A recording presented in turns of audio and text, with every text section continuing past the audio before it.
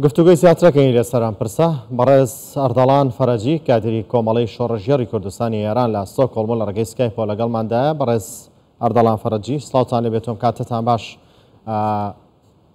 ئەم دۆخە بۆ بەم ڕۆژە گەیشت، بۆ هێرشتان کردوتە سەر باڵەکەی دیکەی کۆمەڵە؟ وێڕای سڵاو بۆ جەنابەت و بۆ هەموو خەڵکی کوردستان. هیچ جەماعەتەیە کە لە چەند ڕۆژی ڕابردوو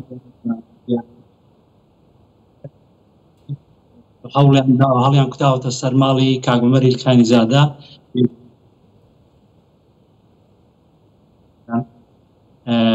هەر دیارە ئەو ڕەوایەت و گێڕانەوەی کە هاتان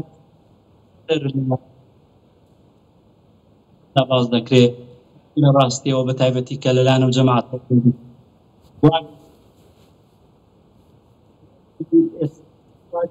شەو هێرش دەکرێتە سەر عومەر ئیلخانی زادە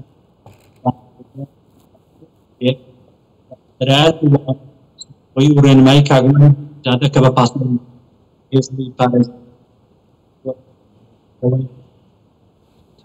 دروست بێ لەلایەن ئێمەوە، بەڵام جەماعەتە هەڵیان کوتاوەتە سەر کاک شتێک لە فەیسبوک بڵاو دەبێت من دژی یەکگرتنەوەی کۆمەڵ. بەڵێ گلیدێریان بەڵێ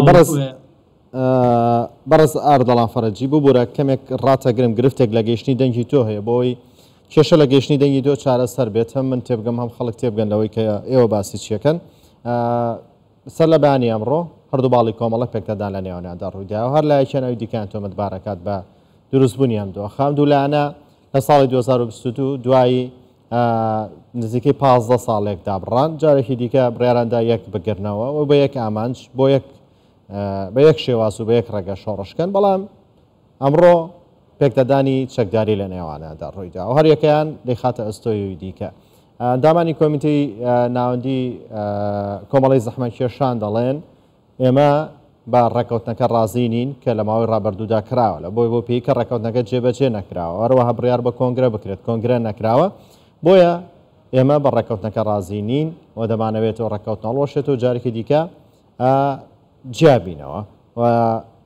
ئەوان کە ئێستا سکرتێری پێشووی ئەوان کە جێگیری سکرتێری گشتی کۆمەڵەوان دەڵێنەوە ئێستا سکرتێری ئێمە نییە، ئەگەر دەیەوێت با بگەڕێتەوە نێو پارتەکەی خۆی، ئەگەر نا ئەوە ئێمە ئەومان قبول نییە. دەگەڕێمەوە لای بەڕێز ئەردەڵان فەرەجی کادری کۆمەڵی شۆڕژێڕی کوردستانی ئێران. بەڕێز ئەردەڵان بۆ گرفتێک لە گەیشتنی دەنگی تۆ هەبوو، پرسیارەکەی من ئەوە بوو، ئەوان دەڵێن ئێوە هێرشتان کردوتە سەرمان و کادرمان کوژراوە، بەڵام لە بەرامبەر ئەوەشدا دەڵێن لەوەش زیاترمان پێ بکەن، هیچ وەڵامێکمان نابێت، هیچ فەقەیەکتان لێ ناکەین.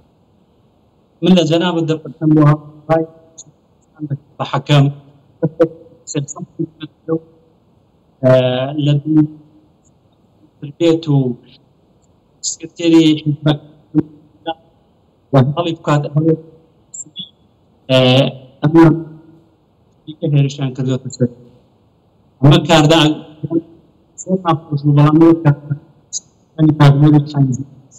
کۆمەڵی یەکگرتوو کە سەری دۆستیان کردو بەپێچەوانی هەموو ئەو جەماعەتە هەمووی چاوەڕێ ڕاستی حەقیقەتێکە بەداخەوە بە سۆشیال میدیان زۆر باست. بەڵێ ئێستا چارەسەر چییە؟ بۆ وەکو ڕابردوو چۆن کاتی خۆی پێما بێت لە 2010 بە لێکتر جیابوونەتەوە، بۆ جارێکی دیکە بە ئاشتی و ئارامی لە یەک جیان نابنەوە و هەر کەسە و خەریکی خەباتی خۆتان بن. بێگومان دۆستان ئەگەر کێشەی ڕێگەی دیالۆگ ئاگاداری ناوەندی بۆ چارەسەر کە لە پرۆسەی ئاسانیەتە گۆڕە وەکان لە تەقسیمات ئەکاندا ناوخۆی سێکوچکەی بەشی تەشکیلات بەشی ناوخۆ کاگرەزا کاگنەوی کە هەرچیان بۆ ماوەی باسەکانی پێی کۆمەڵانش بەرکار کاگرێزا بەسی هێزی پێویستە بۆیە هیچ کەوا دەڵێن ئەوانە دەست پێکرد بە دەرکەوتەکان داوا بۆ ئاگاداری خەڵک کە کۆماری ئیسلامی ناوە لە ماوەی 10 ساڵ پەرلەمان لە کوردستان چاو بکرێت بەداخەوە